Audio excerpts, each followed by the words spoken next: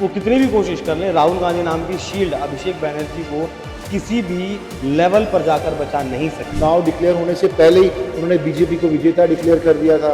ममता ये तो नहीं सोच रही मैं समंदर हूँ लौट के आऊंगी। आज एक गलत बयान, एक गलत शब्द, एक गलत वर्ड पूरा का पूरा पॉलिटिकल करियर तबाह कर सकता है। बंगाल की राजनीति में इस वक्त सियासी तूफान मचा हुआ है। एक तरफ टीएमसी का एक गुट बीजेपी में मर्जर करने के लिए तैयार है, बीजेपी की छतरी के नीचे जाने के लिए तैयार है। दूसरी तरफ खबर ऐसी है कि कांग्रेस पार्टी ने टीएमसी को ऑफर दिया है कि कांग्रेस में विलय कर लिया जाए। हालांकि ये टीएमसी वही है जो 1998 में कांग्रेस से ही टूटकर टीएमसी बनी थी। 28 साल बाद एक बार फिर से वक्त ने करवट ली है और उसी मोड़ पर आकर दोनों पार्टियों की राजनीति खड़ी हो गई है। टीएमसी के पास अगर ममता बनर्जी की बात करें तो बहुत ज्यादा राजनीतिक अस्तित्व बचा नहीं है। विधायकों के नाम पर बहुत ज्यादा विधायक और सांसदों के नाम पर बहुत ज्यादा सांसद नहीं बचे हैं।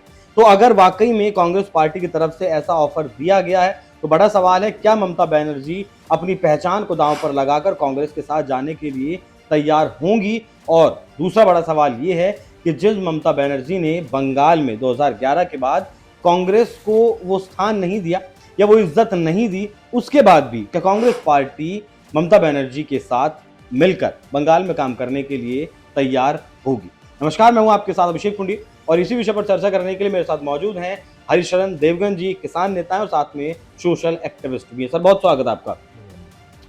सर, मर्जर की खबरें हैं टीएमसी और कांग्रेस पार्टी की, कि संभव लगता है ऐसा? टीएमसी की बड़ी करारी हार, बड़ी तगड़ी वाली करारी हार होने के बाद जब अगर वो अभी इस बार 8 जून में जब वो दिल्ली आई थी इंडिया गठबंधन से मिलने के लिए, तो इंडिया गठबंधन में जब भाग लेने आई थी अपने भतीजे अभिषेक बनर्जी के साथ में, तो वो पहली बात तो वो इवेंट ही अपने आप में बड़ा कॉम्प्लिकेटेड और बड़ा ही क्वेश्चन मार्क, बड़ा ही प्रश्न चिन्ह लेकर आता है कि ममता बनर्जी जैसे जिसने इंडिया गठबंधन को अपने जूते के नोक पे रखा और इंडिया गठबंधन को कोई अहमियत नहीं दी, कोई महत्वता नहीं दी, आज अचानक ही इंडिया गठबंधन की क्यों ज़रूरत पड़ी? और दूसरी बात, इंडिया गठबंधन में वो आना भी चाहती हैं तो वहाँ पे भी वो प्रधान बनना चाहती हैं, कन्वीनर बनना चाहती हैं, क्योंकि उनको ये बात बहुत अच्छी तरह मालूम है कि इंडिया गठबंधन में राहुल के नेतृत्व में इंडिया गठबंधन कभी कभी डेवलप नहीं हो सकता, कभी भी किसी प्रकार से एक strong opposition strategical, because ego इतना बड़ा रहा है हमेशा कांग्रेस का, राहुल गांधी का, और वर्चस्व की लड़ाई में नॉन कैपेबिलिटी एग्जिस्टेंस रही है।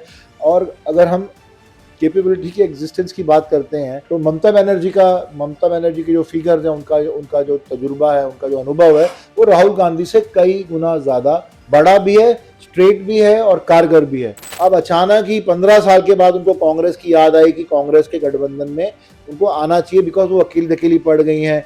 20 सांसद बाहर चले गए, 58 विधायक बाहर चले गए, समर्थन खाली हो गया, सीआईडी ने जवाब तलब किया है। अब अभिषेक बनर्जी को बचाने के लिए कोई ना कोई एक वॉल फायर तो चाहिए। आज भी वो 100 के आंकड़े में, कांग्रेस जो है वो 100 के आंकड़े में खड़ी है, भले अपने 20 या 28 जितने भी उनके पास हैं 20 लेके अगर वो कांग्रेस के साथ जुड़ती भी है तो हो सकता है कि समीकरण थोड़ा सा बदले, लेकिन इसका बेनिफिट कांग्रेस को होगा, ना कि टीएमसी को। हो सकता है कि कांग्रेस अपने अपमान का बदला लेने के लिए भी उनको वेलकम करे, और हो सकता है ममता बनर्जी की ज़रूरत है, लेकिन कांग्रेस के लिए एक एंटरटेनमेंट पीरियड चल रहा है, उनके लिए एक मनोरंजक पीरियड चल रहा है।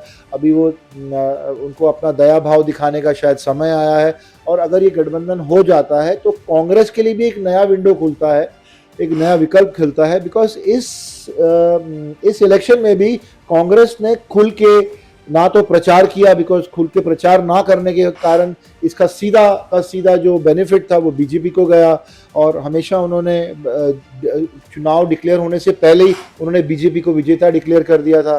तो ऐसी छोटी छोटी बातें जिसका खामियाजा टीएमसी ने वेस्ट बंगाल की धरती पे भुगता है। तो मुझे जहां तक समझ में आता है, अगर ये गठबंधन होता भी है तो क्योंकि ये राजनीति है, राजनीति में मुद्दे और सब्जेक्ट जिंदा रहते हैं, जिंदा रखे जाते हैं, यहाँ पे गाड़ने की कोई जगह नहीं होती। मतलब मुद्दे जो थे पुराने, जो 1998 का मुद्दा था, फिर इस इलेक्शन में राहुल गांधी की जितनी स्टेटमेंट गई, उन्होंने बीजेपी को अनडिक्लेयर्ड विजेता मान लिया, अपना प्रचार कम किया। तो हो सकता है कि ऐसे सारे जो भी उनकी एक्टिविटी रही है टीएमसी की कांग्रेस के प्रति, हो सकता है कि अगर ये गठबंधन होता है तो अभिषेक बनर्जी को शायद कहीं बचाने में कामयाब हो जाए। मुझे तो लगता है सर राहुल गांधी मजाक कर रहे हैं टीएमसी के साथ, ममता के साथ।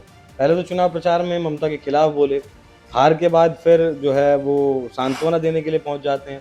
अभिषेक बनर्जी के ऊपर जब अंडे बरसाए जाते हैं तो वो कहते हैं कि इसका इलाज मैं हैदराबाद करवाऊंगा ले जाकर। मतलब कहानी नहीं समझ आ रही राहुल गांधी की। ये वक्त बड़ा बलवान है। कन्वीनर राहुल गांधी बनने नहीं दे रहे हैं ममता बनर्जी को। ये जो करवट बदलता है, वक्त बहुत खतरनाक है। राजनीति में जो करवट बदलता है, जो वक्त करवट बदलता है तो बहुत कड़वा बदलता है। मतलब आम जिंदगी में जब वक्त बदलता है, अच्छा या बुरा, शायद उसकी मात्रा थोड़ी कम होती है, चुभन थोड़ी कम होती है, लेकिन राजनीतिक वक्त जब बदलता है या जो करवट लेता है तो हो सकता है कि वो कड़वा होता है, या वो बहुत मीठा होता है, या वो बहुत कड़वा होता है। तो ये एंटरटेनमेंट चैनल है राहुल गांधी। जितने भी आरोप लगाए इन नेताओं ने सब अभिषेक बनर्जी के ऊपर लगाए। व्हाट्सएप पर क्या जाना है, फेसबुक पर क्या जाना है, किस रणनीति पे काम करना है, सब कुछ आईपैक बता रहा था, क्योंकि आईपैक को अभिषेक बनर्जी ने ताकत दी हुई थी। उसके बावजूद भी ममता बनर्जी क्यों पार्टी छोड़ रही है, भतीजे को बचा रही है। पावर सेंट्रलाइज तो हुई, इसमें कोई दो राय नहीं। आईपैक की बात करते हैं, पावर जब सब काम एक ही आदमी करता है ना, तो ये प्रॉब्लम कॉर्पोरेट्स में भी आती है, छोटे दुकानों में। ये एक आदमी सब काम कहाँ करता है, सिर्फ छोटी दुकान में, जिसकी पार्टी छोटी होती है।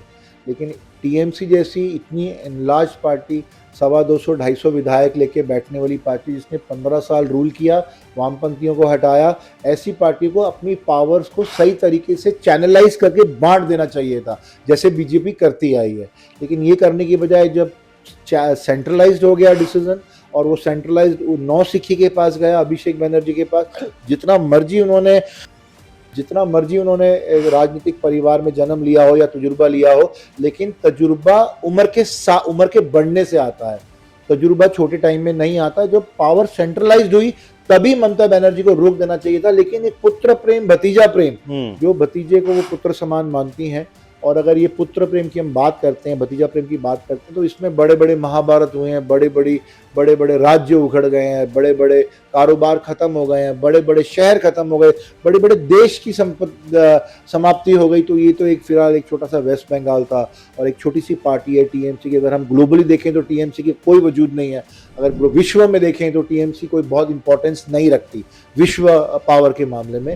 अगर इतनी बड़ी बड़ी पावर्स पुत्र प्रेम में खत्म हो गई तो टीएमसी की क्या बिसात। अगर पुत्र प्रेम में जब आदमी अंधा होता है तो ऐसा तो अखिलेश यादव और तेजस्वी यादव बनते हैं, जो अखिलेश अच्छा एक बात और बताइए, क्या आप हाँ ना में बताइएगा बस, आपको लगता है कि ये मर्जर होगा कांग्रेस प्लस ममता? हो सकता है? नहीं हो सकता।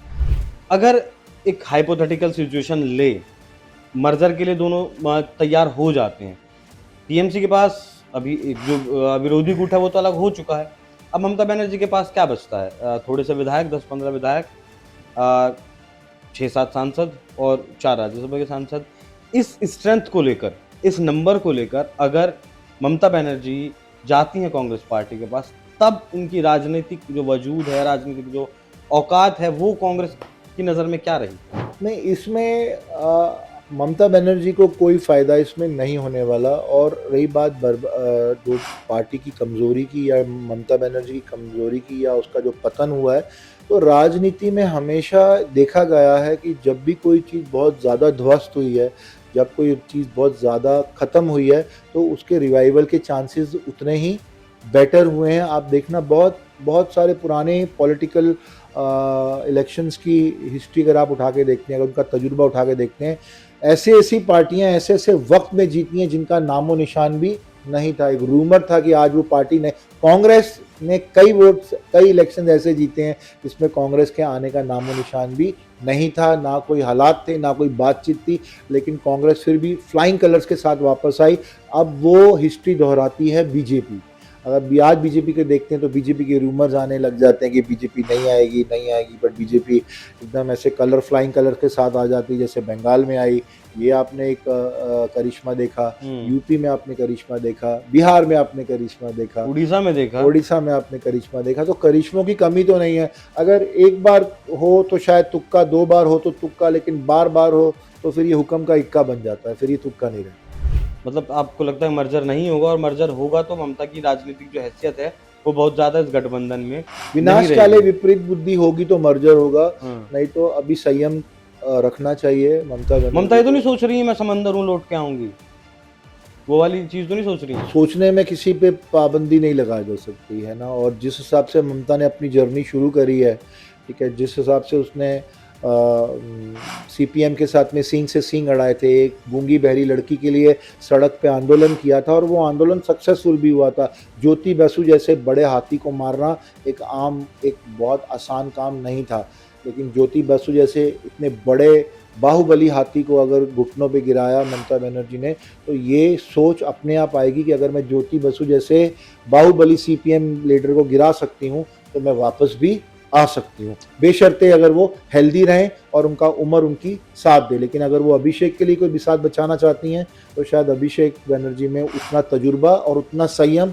उतना पेशेंस और उतना विजन नहीं है। क्या बोलते अभिषेक हैं, तो वैसे ही शतरंज के भी साथ में फंसे हुए हैं। हाँ, उतनी सोच नहीं है। नहीं, चलो इसमें से हो सकता है बाहर आ जाएं, हो सकता है फंस जाएं, क्योंकि अब ये आज की राजनीतिक पॉलिटिकल करियर पुराने टाइप का पॉलिटिकल करियर नहीं है। आज एक गलत बयान, एक गलत शब्द, एक गलत वर्ड पूरा का पूरा पॉलिटिकल करियर तबाह कर सकता है, खत्म कर सकता है। और अभिषेक बनर्जी ने तो एक क्या सैकड़ों ऐसे शब्द इस्तेमाल कर चुके हैं कि उनका वापस आना थोड़ा सा आज के बदलते दौर के हिसाब से नामुमकिन है, क्योंकि पहले लोग भूल जाया करते थे। अब डिजिटल मीडिया और क्लाउड जो है, स्टोरेज उसको भूलने नहीं देता। अभी एक बटन दबाओ तो पुरानी सारी यादें ताज़ा हो जाती हैं। पुराने में टाइम पे इंटरनेट नहीं था तो लोग भूल जाया करते थे, किसी की मृत्यु होती थी, नई पौध जन्म लेती थी, तो उस टाइम पे इंटरनेट नहीं होने के कारण पुराने पापों का पता नहीं चलता था।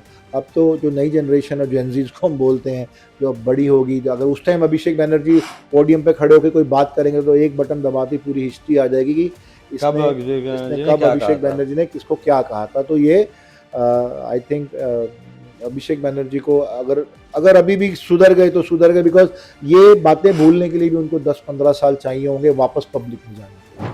बिल्कुल, बहुत धन्यवाद सर जुड़ने के लिए। बाकी ये सिर्फ खबरें हैं अभी कि मर्जर हो सकता है और कांग्रेस की तरफ से ऐसा ऑफर दिया गया, लेकिन अगर ये मर्जर होता है तो ममता बनर्जी की अपनी पहचान दांव पर लगेगी। अभिषेक बनर्जी के ऊपर जितने मामले दर्ज हैं, वो कितनी भी कोशिश कर लें, राहुल गांधी नाम की शील्ड अभिषेक बनर्जी को किसी भी लेवल पर जाकर बचा नहीं सकती है। लेकिन उसके बावजूद भी अगर ऐसा कोई चमत्कार होता है, मर्जर होता है टीएमसी प्लस कांग्रेस का, तो टीएमसी के पास बहुत ज्यादा राजनीतिक हैसियत बची नहीं है। अब तक जैसे टीएमसी बंगाल में कांग्रेस को चलाया करती थी, वैसे फिर इस मर्जर के बाद कांग्रेस टीएमसी को चलाएगी। मतलब वक्त का पहिया पूरी तरीके से बदल जाएगा। आपको क्या लगता है, क्या दोनों पार्टियां मर्ज करके विलय करके सरवाइव कर पाएंगी? अपनी राय जरूर बताइए। नमस्कार।